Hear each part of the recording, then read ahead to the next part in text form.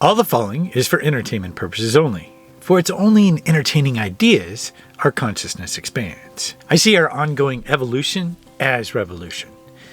And it isn't so much if we're going to evolve or not, it's how we evolve that's pretty important. Obviously, if you live upon this planet, you realize how much is really going on and how we're being guided in different ways and how we can actually choose what we do. Evolution always upsets what has gone before. In a lot of ways, we're being guided away from or blocked from our natural evolution.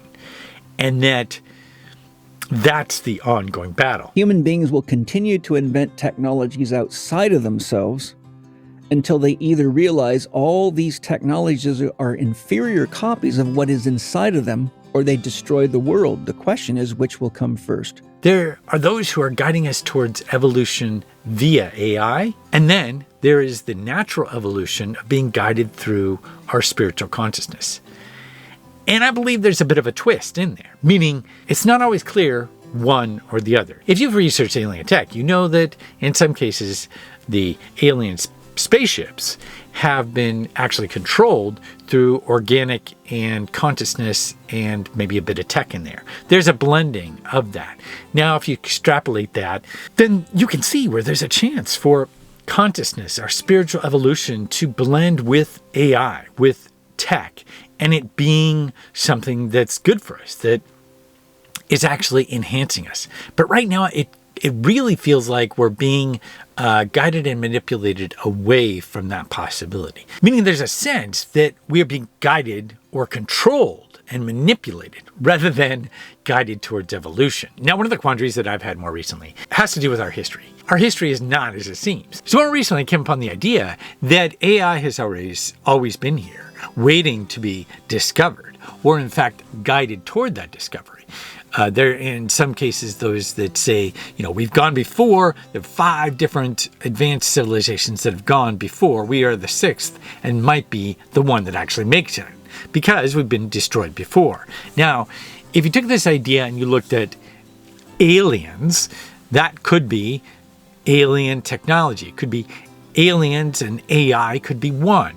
They could be this advanced alien tech that is hidden underground, Antarctica and elsewhere, and been guiding civilization towards the discovery of AI, when in fact it's already been there. And what's happening is a manipulation rather than discovery. And a lot of it is very simple. I mean, if you look at this, I got caught up in this phone, and I spent 3.5 hours on Instagram. And it was the slot machine effect, meaning I came upon some really, really interesting videos. But in and amongst that was a bunch of garbage. And I just kept going and going. And the slot machine effect says, well, I might come upon the next one, might be really juicy. And in fact, I would. I would come upon, ooh, that's a really good one.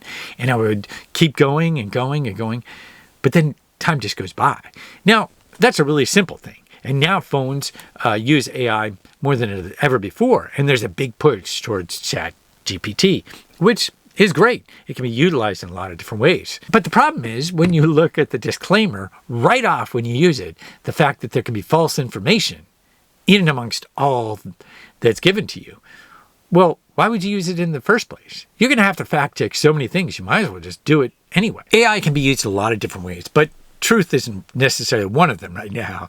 In fact, I would suggest that ChatGPT is equivalent to the burning of the Library of Alexandria. I know that might seem extreme, but in reality, it's not. If you look, we're being flooded with all kinds of AI-generated content that may or may not be truthful. And meanwhile, the real truth is being buried, which is why people like Jason Bashir's of Archaics actually gravitate towards books. Our books are actually the last remnants of truth. And even those, during, let's say, 1902, those even got hijacked along the way. So you really have to look deeply and look at older formats to get at the truth. And you look at different search results. It goes on and on. Now, the crux of this is like any other tool, AI can be used to enhance what we already have. But I think we're being manipulated. I think we need to go a little bit deeper within our spiritual realm. And before we, go and tackle free energy and all these other things, because there's this idea that we could have free energy. Get it right now, today. And we would actually go back to the way we were before. It would be controlled by a few again. It's the rubber band effect. If you think of it, let's say with even your income or any number of ceilings where the lottery winners, they win the lottery and then they just lose it all. Or you try to go above a certain capacity of income, whatever it might be, and you find yourself bouncing back because it's subconsciously what you're comfortable with. And humanity is in this place where that rubber band effect could take place with free energy or any number of things. So AI isn't necessarily this thing that could be utilized without that bouncing back effect where we would be controlled once again.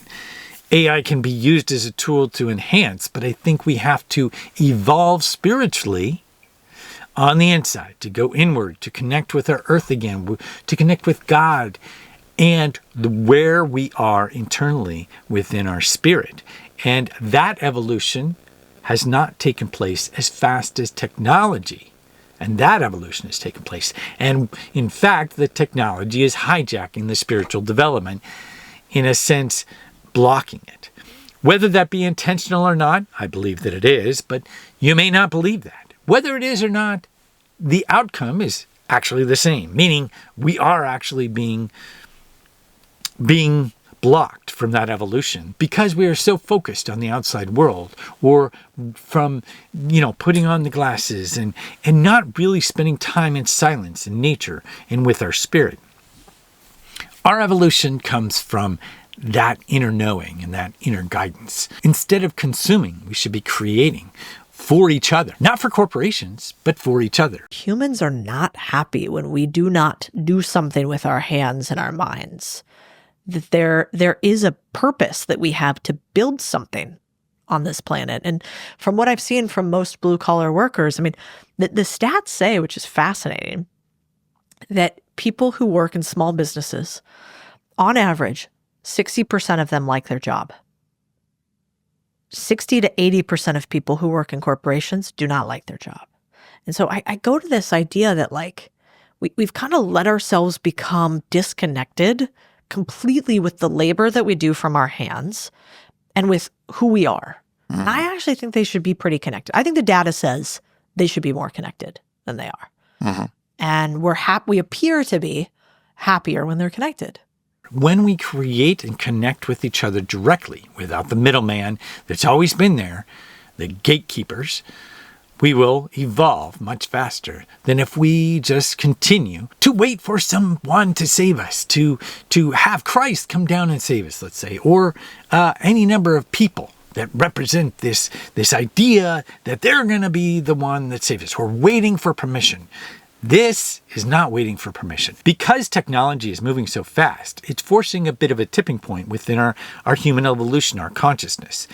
And so we need to slow it down enough to evolve spiritually. Once we do that, then we can actually utilize and embrace. But before that happens, we could be hijacked and never reach that spiritual potential. We'll trade our soul for trinkets. The trinkets being the technology that we already have within us. This is already echoed by people such as Greg Braden and others. Human beings will continue to invent technologies outside of themselves until they either realize all these technologies are inferior copies of what is inside of them, or they destroy the world. The question is, which will come first? That basically say we are at that choice point. And I believe we are. And it's each of us that need to make that choice. And I'm suggesting in this video that you choose spirit over technology. Not forever, but for enough so that the programming that has come before gets eliminated, so that we don't have that rubber band effect. We don't go back to being controlled by a few, because we can be easily manipulated at a subconscious level. There was one thing I saw where flashes of light would actually come out from the phone. And in that way, disrupting our subconscious. And it's all subtle. It's all subtle. It's all been done. It's all been studied. Honestly, there's nothing conspiratorial about guiding our consciousness. It's very subtle, but it's very much there. From a magician who can easily guide that to technology, movies, and entertainment that bypass our logical mind. That subconscious level is there. And my suggestion, beyond moving from consuming to creating, is the idea of mini retirements or sabbaticals. I believe that when we get a chance to move away from the usual, we can get to the unusual. We can reconnect with our spirit, with our childlike wonder within. And when we do that, amazing things can happen. And I've actually started a separate channel talking about the RV Sabbatical. And if you'd like to see that, that's in the link below. But regardless, I think that we need to take those mini retirements. We need to take time away, not because we might not want to work, but because the reconnection with our spirit invites such a creative wonder that we can do even better. What's some in the past have said, if I had 8 hours to cut down a tree, I would spend 7.5 hours sharpening the saw. That's sabbatical. Those mini retirements, those pauses, that's sharpening the saw. And it's up to each of us to do that. Not wait for the collective, but do it ourselves. And when we do that and we start connecting with each other, our freedom is in our own hands. Don't wait for anybody. Don't wait for things to align. Embrace it on an individual level, and it will be reflected in the collective. If you found this video helpful, be sure to give it a like. Thanks for watching. I'll see you next time.